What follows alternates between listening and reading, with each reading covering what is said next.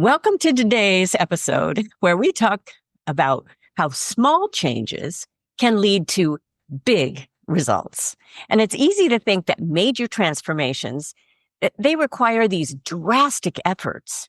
But in reality, it's the small, consistent habits that shape our health, our productivity, and our overall well-being. I talk about this a lot in my courses. And our guest today, Stacy Fritz, is passionate about her mission to elevate the health and the well-being of individuals. And in fact, well, that's why she launched her patented product, the vidaBALL, to help manage stress and anxiety through guided breathing techniques. You will not want to miss this episode. And by making stress relief accessible and portable, well, we can take control of our own mental and our physical well-being anytime and anywhere. Those small intentional actions, well, they compound into meaningful life changes. So let's dive in to helping you live a healthier or more focused and have more control of your day. So stay tuned. This podcast is brought to you by DJ Works Media and HalftimeSuccess.com, offering resources and insights for those at mid-career or the halftime of life. Explore our diverse categories, including courses, coaching, health, music, software, and travel. We're here to help you make this stage of life your best ever. So get our new articles, downloads, and podcasts by signing up for weekly updates at goalsforyourlife.com/newsletter. Now, let's dive into today's episode. Well, welcome to Stacy. I'm so excited to have you here, Stacy. And you are across the country from me. We are on the West Coast. And oh my!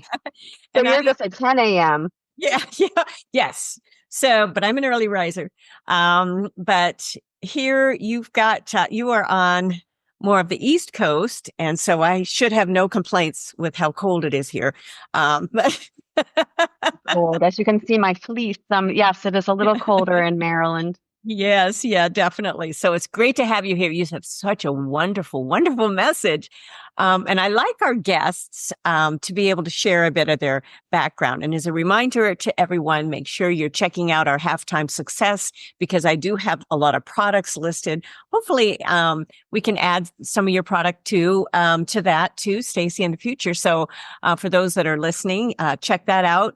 But let's hear about some of your background, because I was very impressed, because in the past, you've even been a marathoner, and, you know, I failed at my first attempt at I kind of quit before I started almost. So go ahead and share with us. Well, it's timely that you were to bring up that passion of mine, because I'm actually running the Austin Marathon in 2 weeks with our youngest son, and this will be number 11 and my big finale. So thank you for bringing that up. I haven't really said it out loud.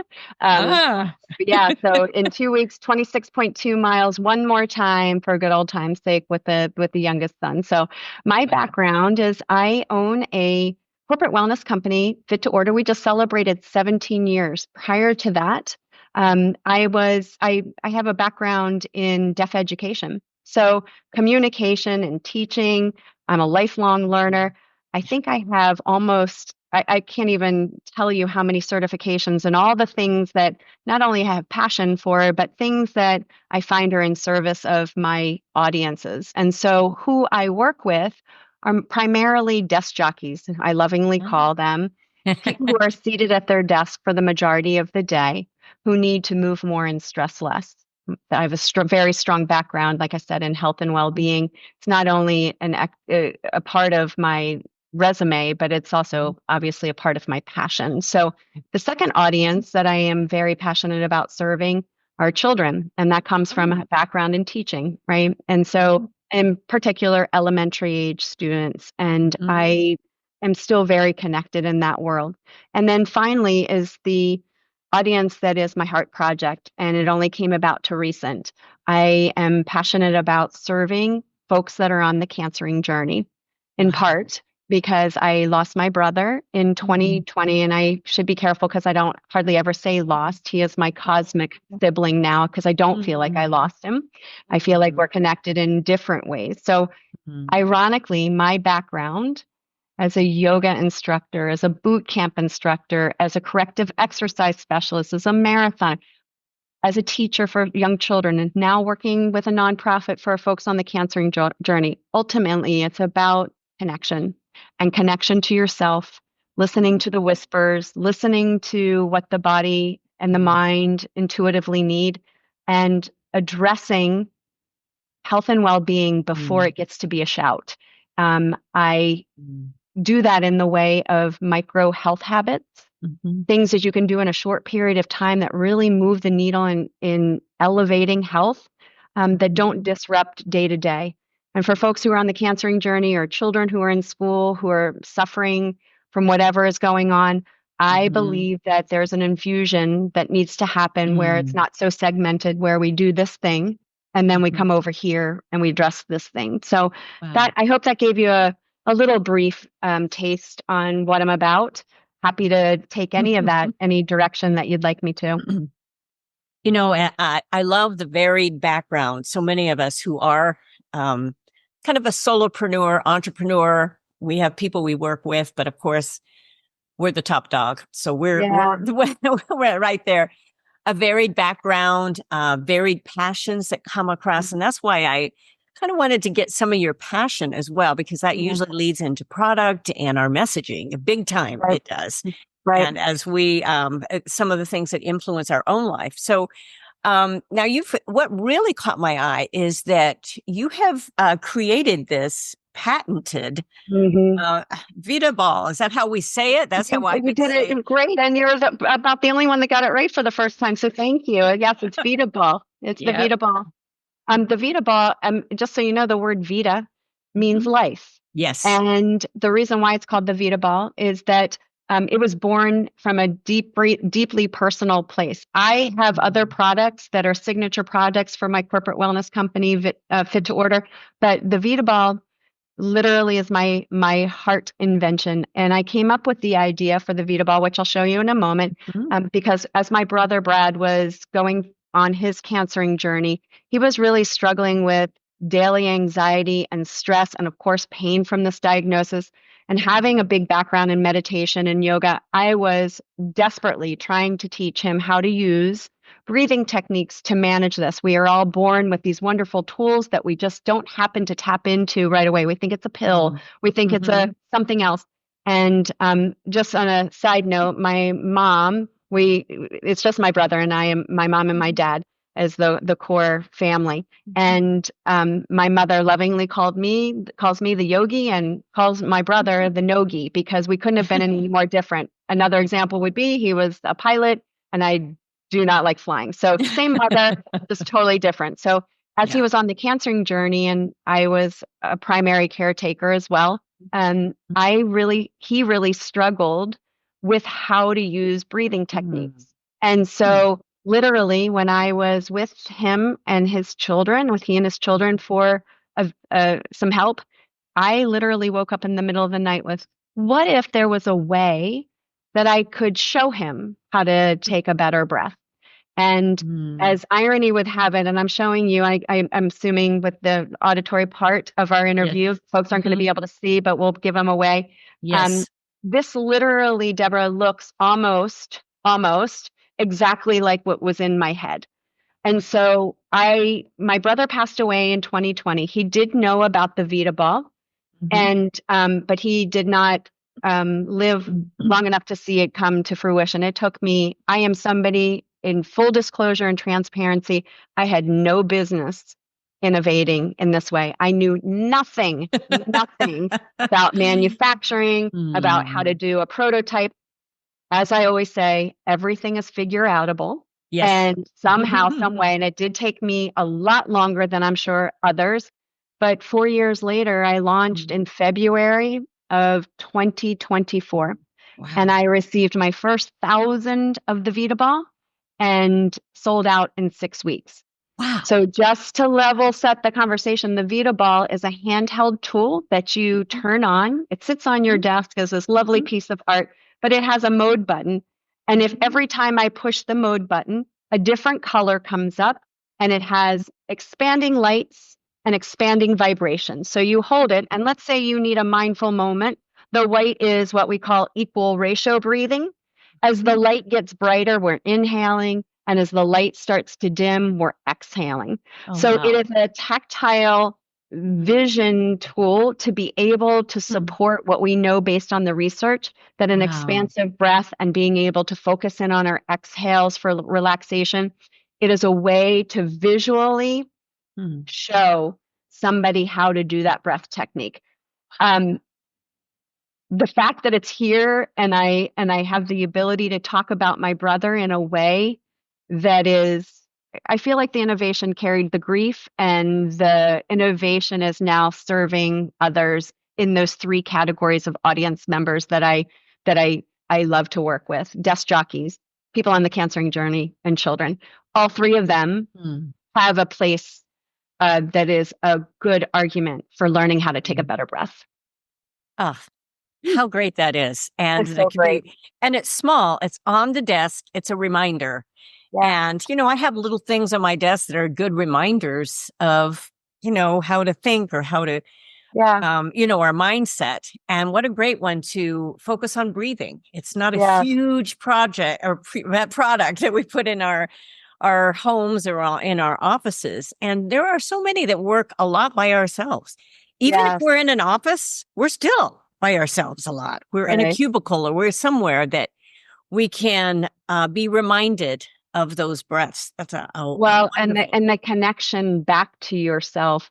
We know that tapping in, taking a high quality breath, taking a really great diaphragmatic breath deep within the lung space, that connects us back to self. Coming back to the whole idea that, like the Good Witch said in Wizard of Oz, and we had it all along, right? And so the vidaBALL is not in it is a great reminder, but I think it in part is a way to come back to self, and to use it in the moments that it is intentionally designed. If I told you, Deborah, how many people, when we went to prototyping, wanted the vidaBALL to have an app associated with it. And the vidaBALL is app free. It's app free. It's intentional, because I have lots of friendly competitors that are doing breathing techniques, one being calm, and I love them. But it also requires you to turn on your phone. And for my three audiences, one thing I know we need less of is technology. And eyeballs on this sphere is a part of invoking the relaxation response, tapping into self, connecting with the body, connecting with the breath. So it's wonderful for me, because part of the proceeds of this product go towards integrative therapies to help folks heal. And I will spend the back half of my life saying his name, and then being able to help folks take a better breath in a way that is supportive of a community that very much needs eyeballs on it. We have far too many folks that are suffering. Yeah. And I love it when you said the rest of your life, because this is exactly a lot of my audience, those that are at mid-career, halftime of life. The internet calls halftime after the age of 40, which comes really fast. I think it's really about 45-ish or so. But there's a whole other chapter. And for you to be able to have multiple areas of your life, and that's fine. People can still be working even the same job, but branching out into other areas, and really thinking about how they can make a difference in some different areas, and pursuing a passion or a love. And I tell you, there's such energy in that. It's not easy. You have it. I mean, Yeah. you're the epitome of it. I think that, you exude that energy. And I think for many of us, that the back half of my life, the first half was practice. Yeah. The second half is so intentional. Right. And it feels really wonderful to be in the space. Like you said, I'm doing the thing. Fit to Order is my corporate wellness, what I do. Yeah. And the marathon is what the habit is, and what I enjoy, teaching yoga and teaching classes and whatnot. But this thing, it is I call it my heart project because it allows growth in a way. As I said, I know I tease when somebody says, well, Stacy, how did you do that? I was saying, don't do it the way I did it, because I did it without a book. I didn't have any prior knowledge. My biggest thing for education was Shark Tank. And so I didn't know what I was doing, but I know it's cliche. If I can do it, truly anybody can do it. And back half of your life, sometimes I feel like that is positioned in a way that not you, but it sounds negative. But we've got the skill set. So now to expand and grow. Yeah, great. It is really the best years. So, and that kind of brought up, I mean, you've taken a lot of risks with this. You went on Shark Tank. Well, I was accepted. I made it through the first round and didn't get to that. So that's interesting to me as you position the question, because Shark Tank is literally not for the weary, right? No. And so what happened is I got passed over that first time, and there's no limit on how many times that you can apply. I was going to do the live casting call on January the 7th, I believe it was, of this past year. Now here's irony. One of the things that you learn when you get into manufacturing is it's like building a house. It takes longer than you ever thought it was going to take, right? And my product did not get here in time for me to go to the live casting call for, this is the second order. I told you I sold out of the first time. I was waiting for the second order. So I had to jump quick and not take that opportunity to go to the live casting call. There's only two ways that you get through it. One is the digital application, and the other is you show up for these live casting calls. Well, the live casting call happened to be in Vegas, and Vegas was going through some terrible times, and we were having some horrible storms and whatnot. So I think the bigger message for me is be open to what you don't know. Everything is figure outable, and then be willing to, okay, it didn't happen this way. Right. The younger version of me might have said to you, Deborah, like, shoot, I didn't get that chance. Yeah. That chance is closed. I don't feel like that anymore. Right. I didn't get that shot, but I'm going to take another one. That's a great point. I've always said, I've written about this in my books. When there's a door closed, then there's a window open. If a window's closed, well, there's a crack in the wall.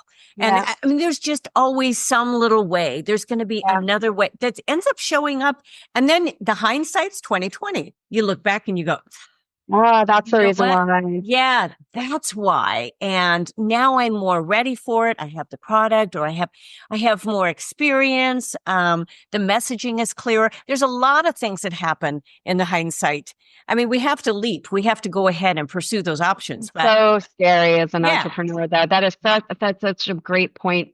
But I'll tell you, when you're making big decisions where there's a lot of money at stake, and there's a lot of to take some side time to develop something within my org. I mean, I don't know about you, but COVID was really tough on the home front of corporate wellness. So some of this is like, okay, calculated risk, jumping big.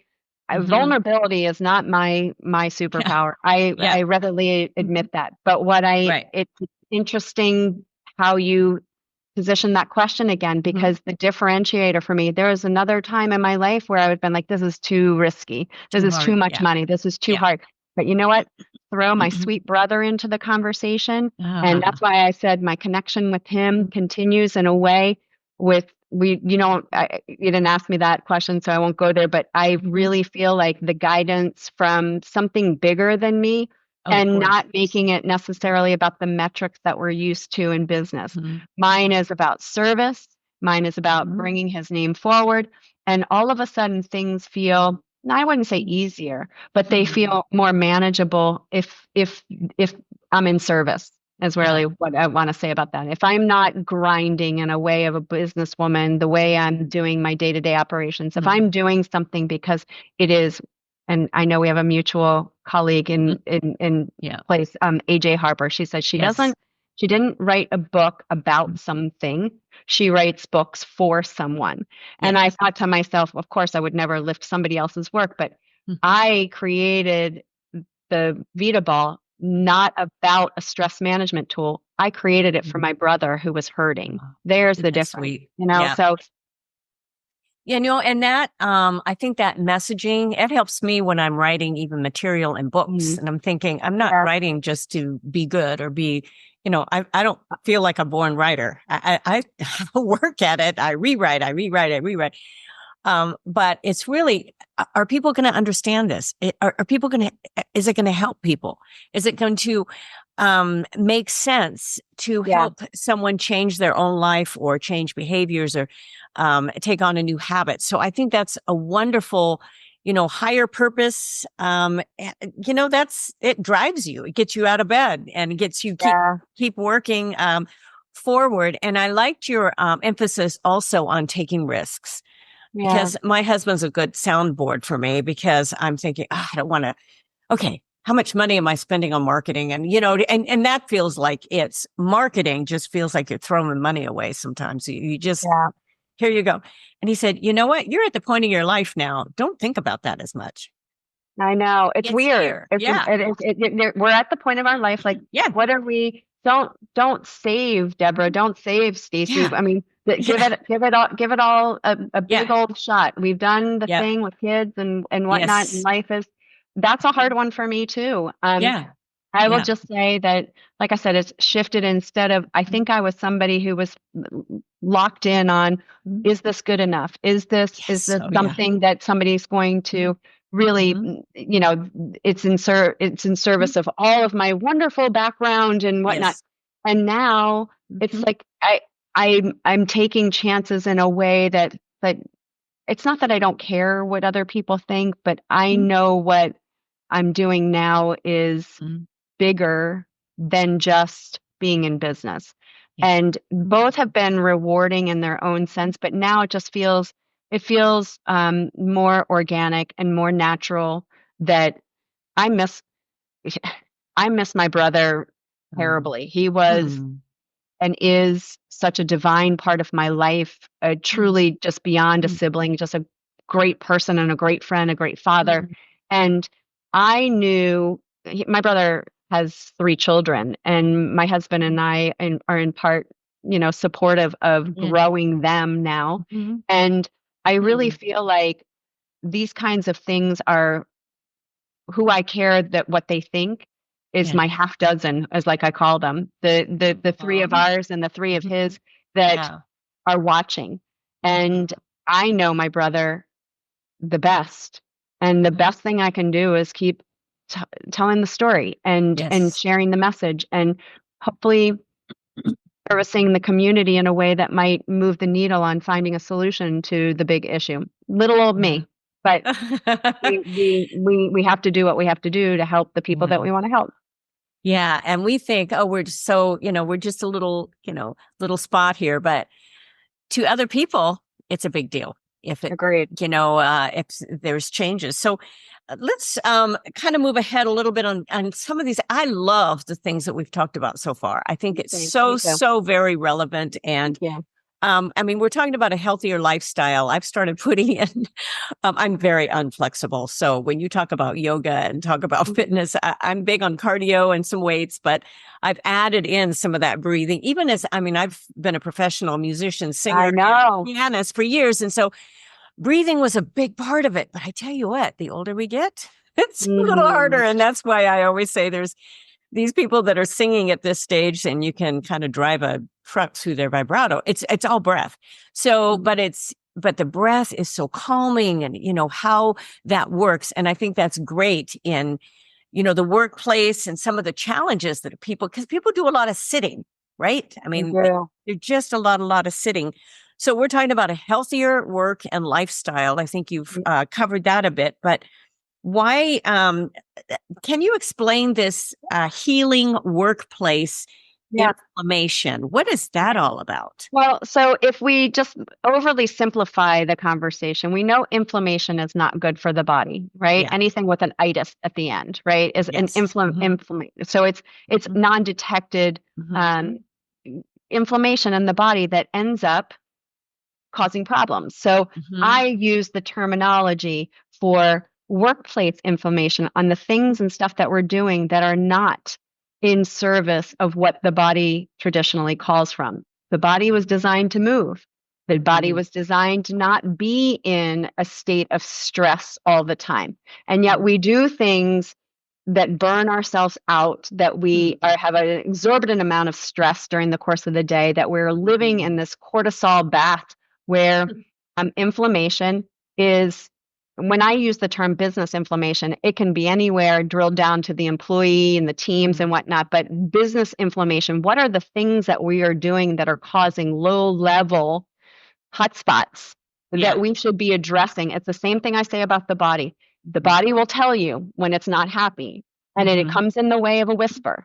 And if you're not listening, then it's going to become a part of, like, one of my favorite gals, Oprah, says, you get a slug on the arm. What you don't want to have is inflammation in your body, in your teams, in your business, that is a whack over the head that really causes, like my brother. My brother's was a whack over the head. And so you get a stage 4 diagnosis and it's game over, right? Wow. And so when I say about healing workplace inflammation, it's not just about the things and stuff that you add to a workspace, whether or not it's at home or in the office. It is things that are infused the same way. Deborah, if you said that you just said that you did weights and cardio and whatnot, I'm not going to make any assumption to say that you don't do that during the workday. But for most of us, what happens is we go to work and we do the thing, and then we come home and we do the other thing, where we get the term work-life balance, which literally makes me crazy. I'd rather you just say the word balance, right? Because it can't be compartmentalized. And the research shows that, for example, a 1 hour daily workout is not enough to undo the hazards of occupational sitting. We were not designed to sit there all day long. We were not designed to be in a state of stress all day long. We were designed to be able to be in this parasympathetic nervous system where it is but we live wired, tired, and up the tree, so to speak. So I believe the solution to that is our micro health habits that are an infusion in your workday, that you are building in your culture of well-being within your organization, wherever that is. We are intentionally taking steps. It's not about just buying a stand-up desk. It's not just about taking a walk. It is a part of your workday. It is a part of your wherever non-work is. We need to do a better job and not making these two silos that says we work here and then we play here, or we work out here. That's really what I'm talking about. Inflammation in the broader sense is being able to take a look at the business as a whole and look at those same hotspots, that they may just be low level default problems that you're not noticing. Those are your whispers. Yes. These are the things that I like to talk about on the big stage. And it comes down to intentionally creating cultures of, they're not workout tools. That's not what I mean. We have those. Yes. But there are ways that we are calming workplace inflammation by looking at the person first, the teams, the departments, the organization, and identifying places that, this is not intuitive to way a good process would work. Yeah. You mentioned a couple things that are just wonderful that I can kind of elaborate on just a bit with hotspots. I mean, we just came through these huge California fires, huge.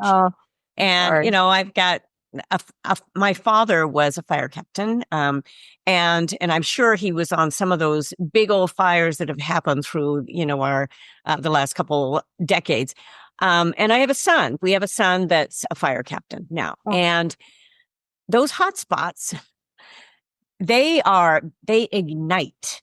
In fact, when you've got fuel, when you've got brush, and that's one of the things that the big challenge is, getting rid of some of that fuel. Kind of, I always say we just need goats out here in all of our neighborhood area. Don't let them in my yard, but because I still want my trees and bushes. But no, on these hills, how we have a few solutions to that, but we need to be proactive. And I think that proactiveness in our own life with those little hotspots, little warnings, and when you say just that infusion of through our day. I mean, I'm looking now as we're recording, I have in my office a couple of small weights.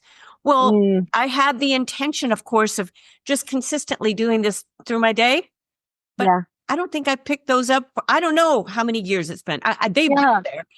So one of the solutions that and I want to go back to what you were saying, because of course my thoughts and my prayers are with everybody, but it is a tremendous analogy for what we're talking about. Yes, but just to give you an idea, these are the kinds of things I told you. The vidaBALL is my sole invention. It's patented now, but this is also, I did not clearly invent the resistance band. They've been around for forever. But what I did invent was, as I mentioned, part of my background is corrective exercise. This is the blue posture band. Cool. And so this is not the thing that's going to give you six-pack abs, right? This is the thing that's going to strengthen and stretch the posture muscles. And we call this a desk tool. So a company would buy a bunch of these. We, of course, co-brand it. And there's a QR code on here. And you would put this, Deborah, in your desk. And so as we were talking and whatnot, you can follow, you can do one exercise an hour. By the time you get to the end of your workday, we've stretched and we've strengthened the posture muscles. That's what I mean about a micro work break. It should not take you any longer than you could go as simple as drinking the appropriate amount of fluid ounces of water during the course of the day, wearing blue light filter glasses. Right. It is small things that move the effort just 1%. Just give me a little something. It's not the thing that you're going to be sweating. For my weekend warriors that love to get after it like I do, that's not everybody. And in fact, is something I've come to learn, that not everybody in ITs loves to work out the way I do. And I get it. But we're not talking about getting a bikini body. What we're talking about is giving the body the human body what it needs. So circling back to what you said about the fires, the analogy is that sometimes if we imagine inflammation in the body goes undetected, it would be like having those firefighters inside of you running around with hoses trying to find a fire that is not, they can't find it. However, it starts to layer in. It starts to layer in. And I would say things like, haven't you ever gone through the course of your day, not gotten up for a while, and you've got this brain fog, you've got this fatigue, your eyes hurt, your wrists hurt from tapping away on the keyboard. That's what I mean by low-level inflammation. And you can take that all the way up to a business strategy that says, we usually have clues before it's a big thing. So the person, we're having brain fog and disengagement, and we want to know why we have quiet quitting. It's stuff like that. Connecting the dots to say, where can we find these hot spots and how can we address them before they get to bigger situations, which unfortunately you all had.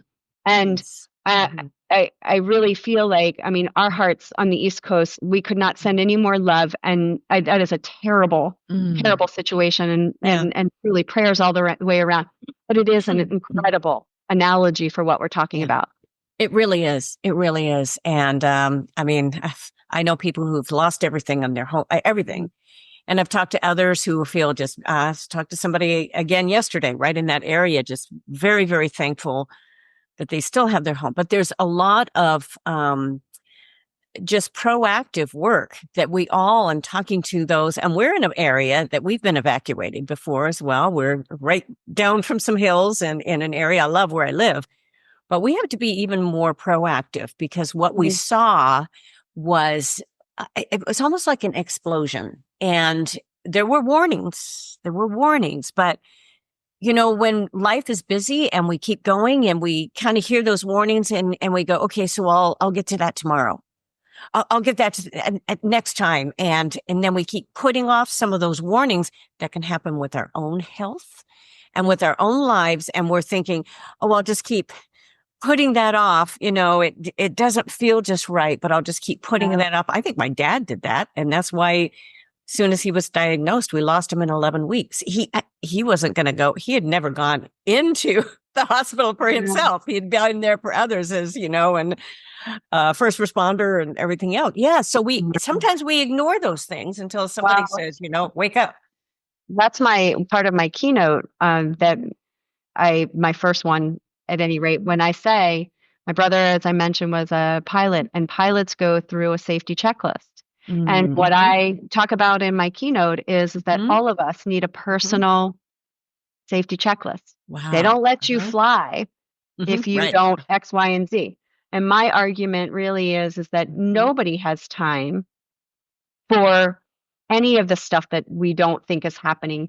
Right. But trust me, you have plenty of Yes. time when the diagnosis happens. And Exactly. we are all one doctor's appointment away from a diagnosis. And so Yes. I hate to be the one that Mhm. I don't like to spread the message of fear. Right. And I really don't like the word prevention.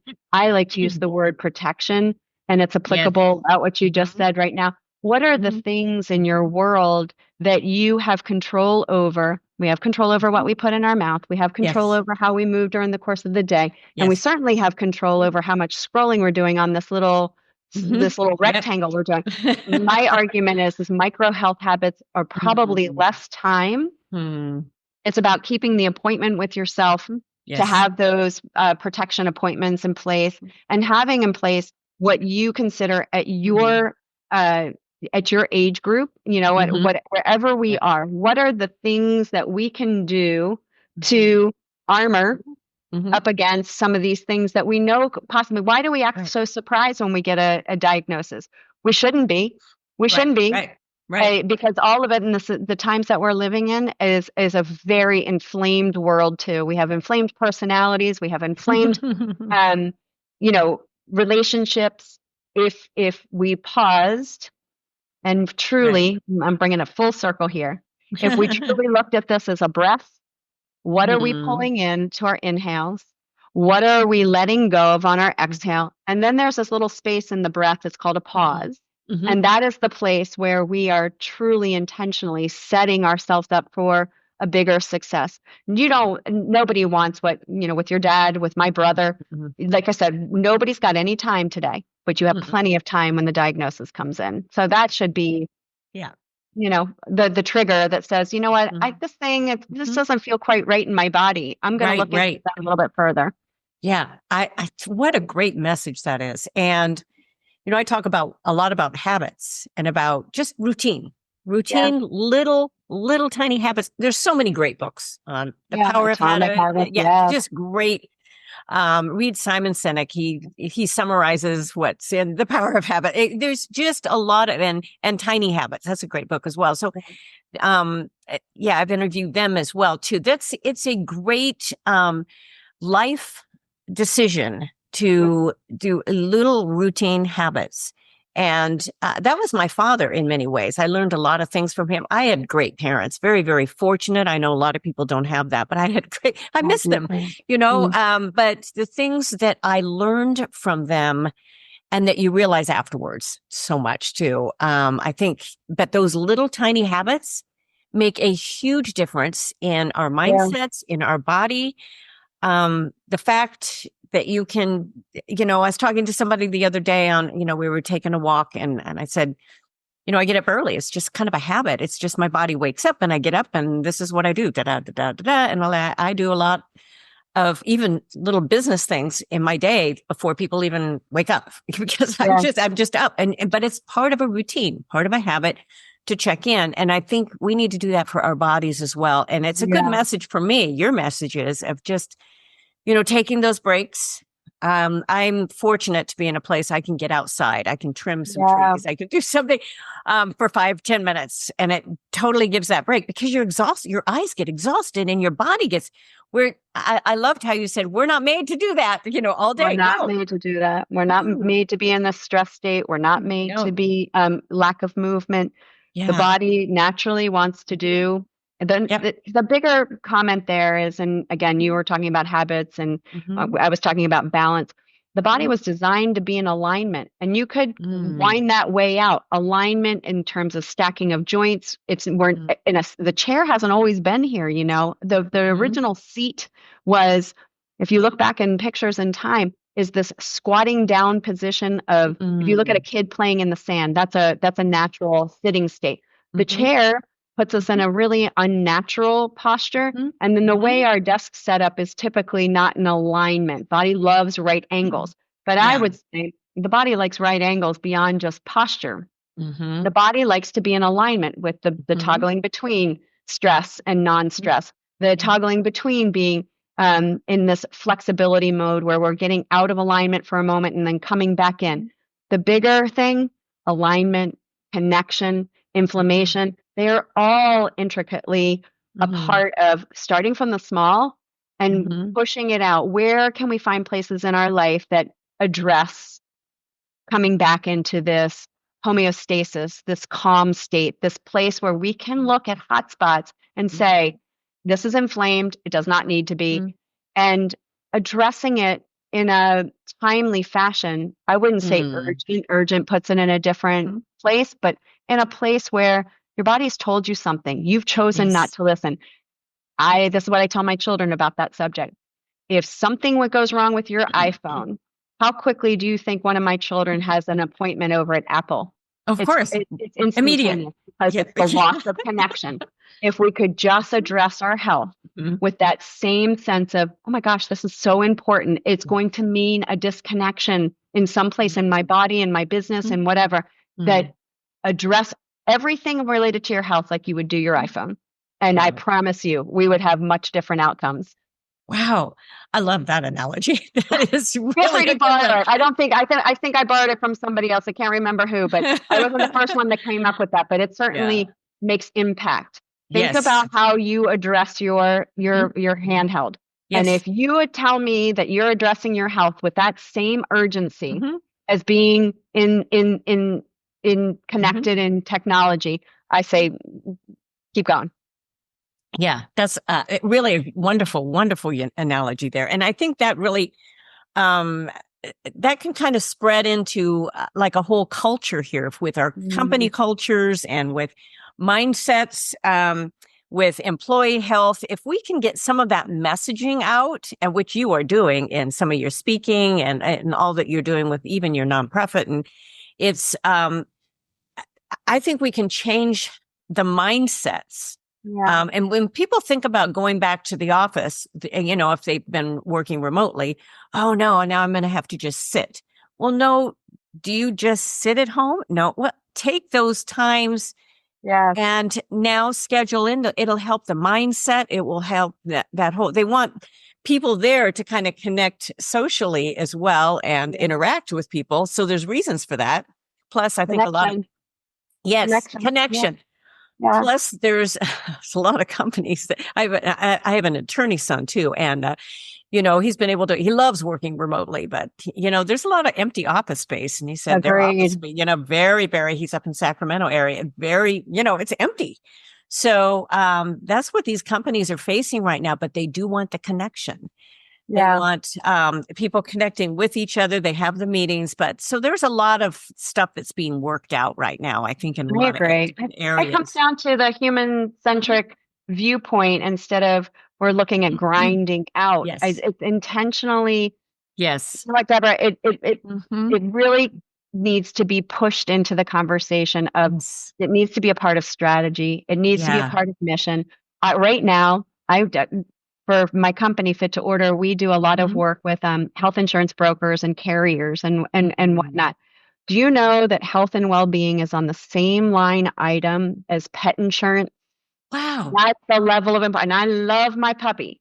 But let me tell you something. As long as health and well-being stays on that line item, we are not intentionally prioritizing connection and health and well-being at work. Wow. I know it seems like it's a really nice thing to do, but if you take that, if you look at the ripple effect of having an unhealthy workplace, it impacts all parts. You cannot possibly have a healthy company if your workforce is unhealthy by any stretch. Call it the costs associated with our health insurance. Call it quiet quitting. Call it whatever you want to do. Employee retention, employee engagement. I don't care what title you put on it. It needs to be a part of strategy and the mission statement. When a leader speaks up and says, my health is important as your health, and this is something that is just not that because it's the right thing to do, it's because it's because we're humans. It's what's the body, it's what we're calling to do. So I know that the message needs to be, this is my struggle. in standing on the big stage. I tend to not get the gigs if I position myself as a health and well-being person. But if I position myself as a connection, employee engagement expert, the conversation goes much differently, which is semantics and I don't care what you want to call me. What I'm saying is that we're no good when we don't feel good. Right. And that kind of that works right into that breathing and everything that you've done with the vidaBALL and all of that. I think that's wonderful too. Thank you. I'm looking forward actually to trying it. So, because I think the breath is so important, the in and out, and to have that timed and to something that you don't have to really think about, that you can just, and having the light too. That's a really fun aspect. Well, the light and the vibration is a critical piece. It also has a component in it. I also included a small bottle of lavender essential oil. This is a ceramic passive diffuser, and you stick it in here and you drop a couple of the lavender oil, and then it's got these cutouts on here. So when you sit here, my goal with the vidaBALL is to tap into the senses, as many as you can, to be able to invoke the relaxation response. So it's not simply just the lights. It's not simply just the vibration. It's not just the tactile feel of it's the aromatherapy, and then being able to do things. When I say quickly, that puts an urgency on it. But when I say in a timely fashion, that the research shows that 5 to 10 rounds of really great breath work has the capability of lowering blood pressure. We'll just leave it at that. So can you imagine all the other wonderful things that go along with it? Yes. 5 to 10 breaths. That is unbelievable. Right. It really, really is. I was talking to another friend who had just gone to a retreat. I mean, she flew, up north for this major breathing retreat. Well, I don't have time for a breathing retreat, but I do have time to put a vidaBALL on my desk and go through those stages as an entrepreneur, busy entrepreneur. I have a million things going. But I am very, very aware of my breath right now. And especially, I still have voice students that are, they still want to learn and grow. And we still work on breath. And I'm thinking, I need to keep working on my own body as well, demonstrating. And I don't seem to have too many problems in the performance area. But in the personal fitness area, I feel like I have so much that I can keep doing and to really maintain and to grow in that area, because it gets harder. It just gets harder. I get out of breath. That's why I'm walking these hills around here, but it gets harder. Well, you would know better than anybody to get in front of your breath and get behind your breath. The trick and the goal is to take your breath with you. That's the trick. And the way we train, that is something similar, I'm sure, as you do when you work with your clients, is the fact that we need to be able to understand the expansiveness of the breath. And when we get into a place of shallow breathing, which puts us automatically into the fight or flight, that's when our breath starts to get away from us. And it's the same thing. I am not a singer, Deborah, and I'm like praising you because I would love to be able to sing. I really would, but I'm not a singer. What I am is keenly aware of when I'm teaching or I'm speaking, the same thing can occur. And that's a function of connection. Breath to the diaphragm, to the throat, to all the things that we have studied for a long time. But putting them into practice and trying different things, I believe, for example, if you are somebody who just got bypass surgery, you cannot leave that hospital until that ball in the spirometer goes up. This is a never-ending journey. Where you don't have to be an expert in breathing techniques. What you have to be an expert in is in your own breath, and understand that the way we expand capacity is like the diaphragm is a muscle. We've got to be able to. It's just like the bicep. We've got to work the muscle. So breath work beyond just the emotional self-regulation. There are terrific benefits physically. And again, emotionally, and I would argue that having a tool that is our God-given tool, accessible at any given time, one of the only systems in the body that's both automatic and can be intentional, is something that of course, you want me to, I will stand on any stage and say, tap into that. That is secret sauce and good stuff and gold all the way through. We just don't take advantage of it because we do it 20 to 25,000 times a day without thinking about it. Yes. And it's the depth of the breath as well, all the way down. Very important. Your breath will look a little bit different, but it's the same principle. A dancer is going to look a little different than a swimmer. The body is just different. So, but it's that depth of that breath. Because I was told for years, breathe from your diaphragm. Well, that's only part of it. That's, there's a depth of that all the way down. And yoga really teaches you a lot of that as well. East and west, you breathe east and west, front to back, up and down. The diaphragm looks like this, like this jellyfish. And so being able to visualize it, and there's plenty of videos online where you can take a look at it. It's fascinating.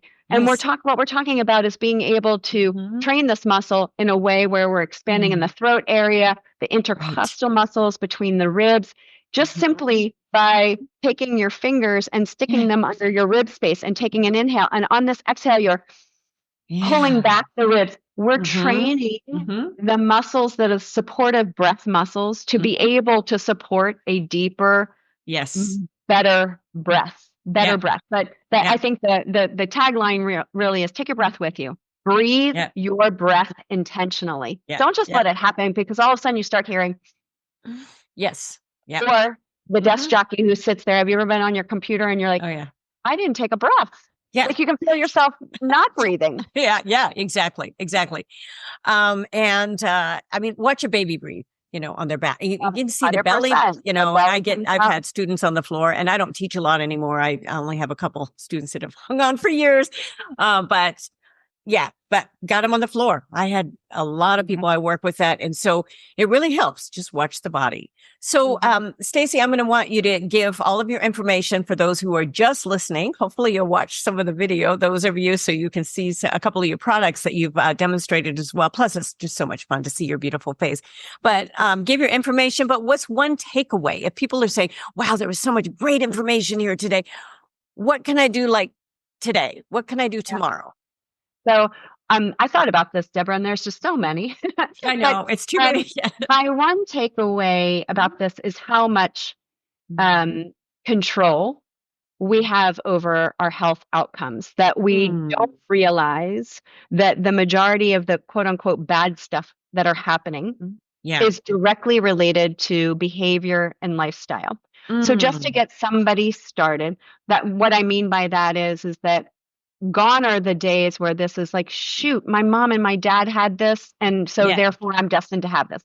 The research, the numbers, I'm always very careful based on the research, but it's something as high as 80 to 85% of our chronic illnesses today are directly related to how we are living, right? Our behaviors, which means, translation, we have control over those behaviors. So those are my words. But in terms of a behavior, understanding how to take one good breath worth its weight.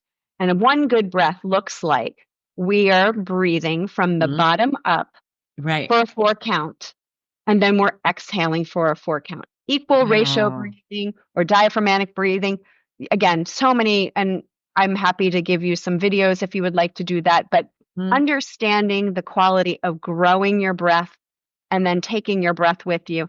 I would love to be known for that. Like she just taught us how to take one good breath. One good breath can be the ripple effect for everything else. Right. And I'm sure they can find some of that information like on your website. Give a little bit of your information there. So first and foremost is my passion product. I would love for your listeners to go to www.vidaBALL.com. And Vida is spelled V-I-D as in dog, A as in apple, and then ball.com. That's first and foremost. If somebody was interested in having me speak, it's stacyfritz.com. And then, of course, my company where we specialize in micro work breaks that get employees to move more and stress less is fit2order.com. And that's FIT, the number 2, order.com. Wonderful. And all of that will be in the show notes as well. Some of these I write articles for as well. But I will definitely have show notes and all of the kind of some of the takeaways. With AI right now, it'll also give you tons of stuff. If you just look at the video, it's a wonder. There's, the growth of that. I'm writing a little bit on that. You just can hardly keep up with how fast that's moving. So, but it's a wonderful tool there of just a lot of those takeaways that have happened today. And I encourage everyone to listen to this maybe a couple times and just really realize how important that breath is, because we have to be proactive again, just like those hotspots, proactive with our health, proactive with our mental well-being, with our lifelong learner. That's why I do these courses and and holding people accountable. It is worth the investment for people to say, okay, I'm going to be accountable. So I actually do the work, be accountable to you to actually, follow through with what you're doing, whether you're doing classes or whatever. So that's so, so important. So Deborah, I just want to say thank you, because you are just an incredible resource and you're doing amazing things in the world. And I just appreciate the invitation. So thank you very much. I really, I look forward to hearing it back and promoting you and all the wonderful things. You are a joy to chat with. Made it really easy. No, well, I love this. It is so much fun for me. In fact, I think we should share it. I haven't had as much time to be on other podcasts because I'm producing so many, but I really, really do love it. I love having guests. I love the speaking part about it. My husband comes in with me once a month, and so we have a good time. We've been married a very long time, and but he has a lot to add too, because he's a former professional athlete.